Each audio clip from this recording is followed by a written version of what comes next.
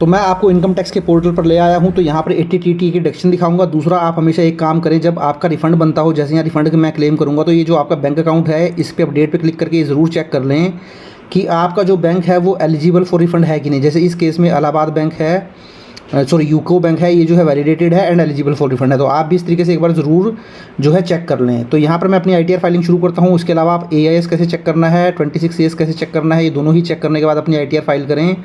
ये दोनों ही मैंने ऑलरेडी एक एक्सेल में देख सकते हैं, आपको मैं दिखा देता हूँ। यहाँ मेरा एनुअल इन्फॉर्मेशन स्टेटमेंट है, जहाँ सेविंग का इंटरेस्ट है 45,000, डिपॉजिट का इंटरेस्ट है मीन्स FD का इंटरेस्ट है 81 और अदर इंटरेस्ट है 25,900। उसके अलावा 26AS है मेरा, आप देख सकते हैं, जहाँ पे HDFC बैंक के अंदर FD थी 78,945 की, उसके ऊपर 10% के हिसाब से 7894 का जो TDS है वो डिडक्ट किया हुआ है। तो यहाँ पर मैं ये इंटरेस्ट की आपको बेनिफिट कैसे लेना है वो इस वीडियो के अंदर जो है वो बताने वाला हूँ। तो चलिए इसके लिए फाइल नाउ के ऊपर हम क्लिक कर देते हैं। फाइल नाउ के ऊपर क्लिक करेंगे तो ऑनलाइन मोड में आ जाएं, कंटिन्यू पे क्लिक कर दें, स्टार्ट न्यू फाइलिंग कर लें। हम यहाँ पे ओल्ड टैक्स रिजीम में ITR फाइल करेंगे, क्योंकि जो बेनिफिट मिलता है केवल ओल्ड टैक्स रिजीम में ही मिलता है, 80 TTA का न्यू में नहीं मिलता है। तो ITR 1 में चूज़ कर लेता हूँ, प्रोसीड विद ITR 1, कंटिन्यू कर देता हूँ, लेट्स गेट स्टार्टेड कर देता हूँ।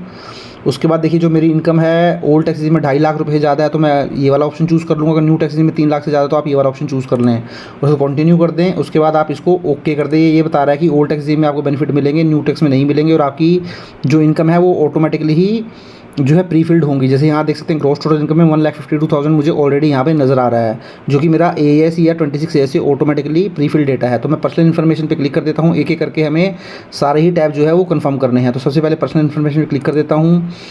तो देखिए जैसे ही मैं पर्सनल इन्फॉर्मेशन पे क्लिक करूँगा, आपको आपका कॉन्टैक्ट और पर्सनल डिटेल नज़र आ जाएंगी, प्रोफाइल नज़र आ जाएगा। यहाँ पे आपको कुछ भी अमेंडमेंट नहीं करना है, ये बाय डिफ़ॉल्ट ही होता है। आपका जो मेजर सेक्शन है वो नेचर ऑफ एम्प्लॉयमेंट है। यहाँ जो भी आप एम्प्लॉई हैं, गवर्नमेंट एम्प्लॉई हैं, पब्लिक सेक्टर अंडरटेकिंग एम्प्लॉई हैं, सेंट्रल गवर्नमेंट एम्प्लॉई हैं, पेंशनर हैं, PSU हैं या अदर्स। अगर आपका FD का इंटरेस्ट है, आप जॉब वगैरह नहीं करते हैं, तो आप अदर्स का ऑप्शन चूज़ कर लीजिए, या प्राइवेट लिमिटेड कंपनी के एम्प्लॉई हैं तब भी अदर ऑप्शन चूज़ कर लीजिए। 191 आ गया। अब नीचे मैं आऊँगा तो यहाँ पे मैं जो ITR फाइल करूँगा वो ओल्ड टैक्स रिजीम में फाइल करूँगा, क्योंकि मुझे यहाँ सेक्शन 80 TTA का बेनिफिट आपको दिखाना है, जो कि न्यू टैक्स रिजीम में नहीं मिलेगा। तो बाय डिफ़ॉल्ट आपको न्यू पे नो जो है वो नज़र आ जाएगा, बट आपको यहाँ से हटा के इसको येस करना होगा। अब नीचे आए, बैंक डिटेल आपकी ऑलरेडी वैलिडेटेड मैंने आपको दिखा दिया था, नॉमिनेटेड फॉर रिफंड होना चाहिए। अब कन्फर्म कर दें। तो आप देख सकते हैं आपका जो पहला टैब है वो कन्फर्म हो चुका है। अब मेरा दूसरा टैब आते हैं, ग्रॉस टोटल इनकम पर क्लिक कर देते हैं। तो सैलरी इनकम कुछ है नहीं, नीचे आ जाते हैं। अब देख सकते हैं इनकम फ्रॉम अदर सोर्सेज।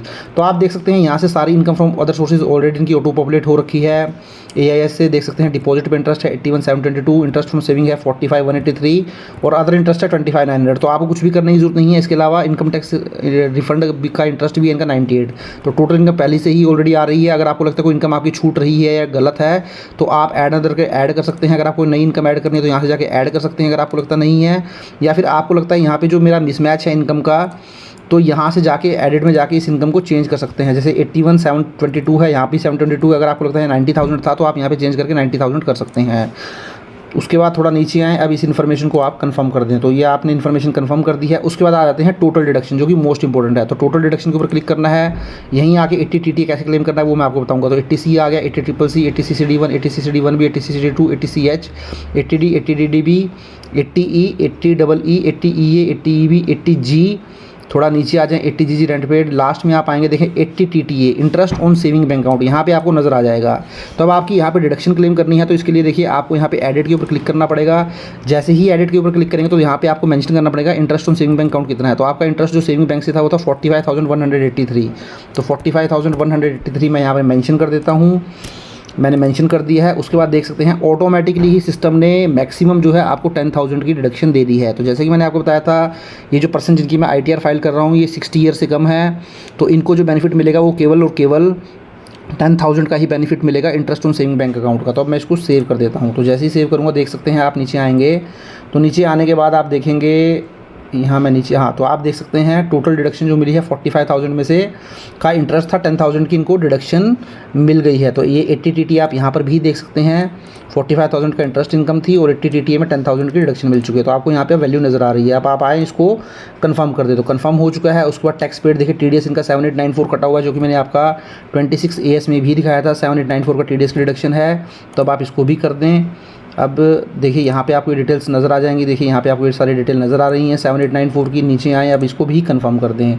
उसके बाद देख सकते हैं अगर आप कोई और इनकम दिखाना चाहते हैं तो यहाँ दिखा सकते हैं। अगर आपको लगता है जैसे ग्रॉस टोटल इनकम में अगर कोई और इनकम आप दिखाना चाहते हैं, जैसे इनकम फ्रॉम अदर सोर्सेज में मैं गया था। इसके अलावा जो ये एसएससी हैं इन्होंने मुझे बताया कि कुछ ट्यूशन इनकम भी जो है इनकी वाइफ करती हैं, तो वो भी मैं ऐड कर देता हूँ। इनकम फ्रॉम अदर सोर्सेज में ऐड अंदर में जाके सिलेक्ट अदर में जाके एनी अदर में जाके यहाँ मैं ट्यूशन इनकम फिल कर देता हूँ, क्योंकि लास्ट ईयर भी इनकी ट्यूशन इनकम कुछ जो हमने फिल की थी।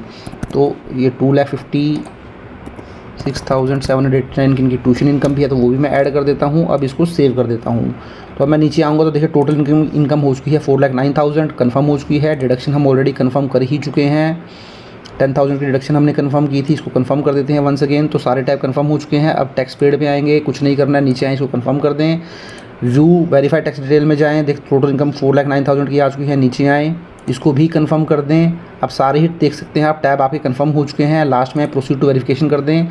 यहाँ आप लास्ट में आएंगे तो देख सकते हैं आपका टैक्स पेबल ऑन टोटल में 7485 बना, उसकी आपको रिबेट मिल गई क्योंकि आपकी इनकम 5 लाख से ज़्यादा नहीं है ओल्ड टैक्स स्कीम में।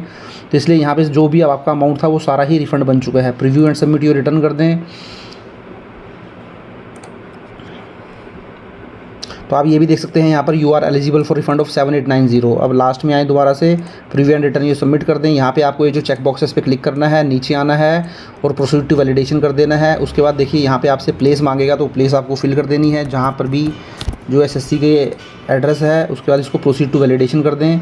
अब देख सकते हैं आप यहाँ पे एक एरर आपको यहाँ पर दिखा दिया, देख सकते हैं आप description minimum 1 character are required, year of deduction column number 4 please select year of deduction drop down. तो ये दोनों ही आपको जो है करेक्ट करना पड़ेगा। तो ये मैं करेक्ट कर लेता हूँ। देखिए यहाँ पे आप देख सकते हैं जब इनका जो टीडीएस की डिडक्शन हो रखी है बैंक के अंदर, ये देख सकते हैं ईयर ऑफ डिडक्शन। तो यहाँ फाइनेंशियल ईयर जो हुआ था फाइनेंशियल ईयर 24-25 की मैं ITR फाइल कर रहा हूँ, वहाँ पर ये डिडक्शन इनको मिली है, तो वो मैंने यहाँ पे मेंशन कर दी है। आपको भी इस तरीके से एरर आएगी तो आप ठीक कर लें। उस एरर के ऊपर सिंपली आपको क्लिक करना और उसको करेक्ट कर लेना है। उसको कंफर्म कर दें। दोबारा से मैं करता हूँ इसको, देख सकते हैं अब लास्ट में आके कंफर्म कर देता हूँ, कंफर्म कर देता हूँ। अब देख सारी चीज़ें आपकी कंफर्म हो चुकी हैं। प्रोसीड टू वेरिफिकेशन कर देता हूँ। तो एलिजिबल फॉर रिफंड 7890 हो गया। लास्ट में आए preview and submit yo return करें, करेक्ट करें। यहाँ पे हमने फिल कर ही दिया था। एक बार एरर और दिखाएगा क्योंकि डिस्क्रिप्शन की शायद एरर दिखा देगा। देखिए आप डिस्क्रिप्शन की एरर दिखा दिया आपको, यहाँ पे भी क्लिक कर सकते हैं।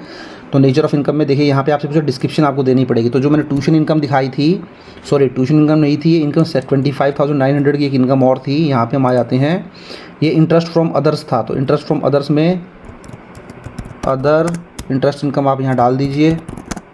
देखिए जो भी एरर होगी साथियों आपको वहीं पर दिखा देगा और आपको उस एरर के ऊपर सिंपली क्लिक करना है और आपको वो उसी पेज पर ले आएगा। Interest income,